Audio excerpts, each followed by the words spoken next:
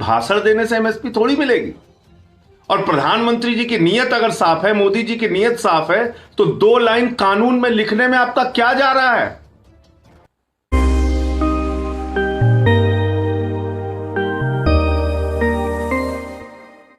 आज भी मैं सुन रहा था, देश के कृषि मंत्री नरेंद्र सिंह तोमर जी कह रहे हैं हम एमएसपी देंगे, हमारी प्रतिबद्धता है।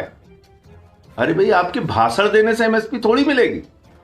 और प्रधानमंत्री जी की नीयत अगर साफ है, मोदी जी की नीयत साफ है, तो 2 लाइन कानून में लिखने में आपका क्या जा रहा है? 2 लाइन कानून में लिखिए कि इस देश में न्यूनतम समर्थन मूल्य यानी कि एमएसपी से कम पर अगर कोई खरीद होगी, यानी सरकार जो रेट घोषित करेगी उससे कम पर मंडी में या मंडी के बाहर देश के किसी हिस्से में अगर कोई खरीद होगी, तो उस व्यक्ति को उठाकर जेल में डाला जाएगा, उसके खिलाफ कानूनी कार्रवाई होगी।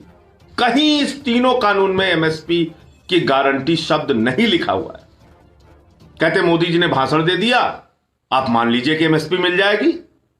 अरे भाई, मोदी जी ने तो भाषण देके कहा था 2 करोड़ लोगों को रोजगार मिल जाएगा, बाद में कह दिया जुमला था। मोदी जी ने कहा था 15 लाख हर खाते में आएगा, बाद में कह दिया जुमला था। मोदी जी ने कहा था काला धन हर इस देश में लाखों करोड़ का आएगा, बाद में कह दिया जुमला था। मोदी जी ने कहा था जीएसटी से देश को दूसरी आजादी मिलेगी, आज राज्यों का हिस्सा नहीं मिल पा रहा है उनको। मोदी जी ने कहा था नोटबंदी से देश की तकदीर बदल जाएगी, startup India, make in India.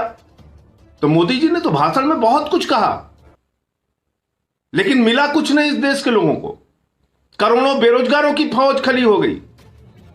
और मोदी जी के भक्त और इस देश के अंदर जो भाजपाई हैं, वो राग अलापते रहते हैं दिन भर मोदी मोदी मोदी। अरे देश के करोड़ों अन्नदाता जब अपनी मांग को लेकर सड़कों पर बैठे हुए हैं, लाखों किसान इस खुले आसमान के नीचे, उस समय कितना संवेदनहीन प्रधानमंत्री वो होगा। आप कल्पना कीजिए, जो ऐसे समय में जब किसान परासू गैस के गोले चल रहे हैं, जब किसान लाठियों से पीटा जा रहा है, जब किसानों पर पानी की बौछारें हो रही हैं, ऐसे समय में देश का प्रधानमंत्री लाइट एंड साउंड कार्यक्रम पे बनारस के अंदर थिरक रहे हैं। आप कल्पना कीजिए संवेदनहीनता की पराकाष्ठा कितनी है।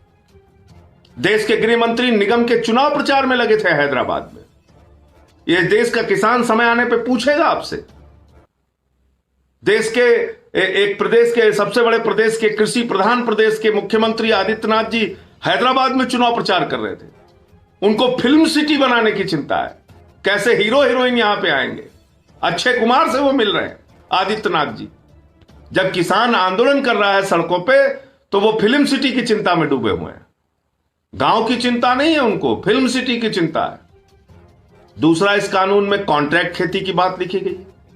अब कॉन्ट्रैक्ट खेती एक इतना खतरनाक कानून है जिसके जरिए देश का किसान अपने ही खेत में पूंजीपति का गुलाम हो जाएगा, उसके साथ अनुबंध करेगा अपने खेत के लिए, और खेत का अनुबंध करने के बाद मालिक होगा पूंजीपति, मालिक होगा अडानी, मालिक होगा अंबानी, मालिक होगा टाटा, मालिक होगा बिरला, मालिक होगा सत्ताधारी नेताओं के जो दलाल हैं पूंजीपति।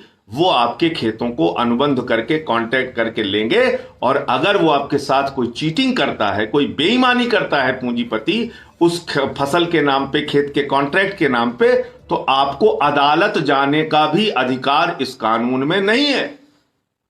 इस बात को समझ लीजिएगा बहनों भाइयों। अब आप किसान को अदालत जाने का कोई अधिकार नहीं है इस कानून में। वो कहां जाएगा? एसडीएम के दफ्तर में जाएगा। अब एसडीएम के दफ्तर में उसकी अपील को अगर सुनने की बात आएगी तो एसडीएम अडानी अंबानी की सुनेगा, सत्ताधारी नेताओं की सुनेगा, कि उस गरीब किसान की सुनेगा। तो ये कॉन्ट्रैक्ट फार्मिंग, जो अनुबंध करके खेती की बात हो रही है, इससे देश का करोड़ों किसान अपनी ही जमीन पे गुलाम बन जाएगा। उसको हासिल होने वाला कुछ नहीं।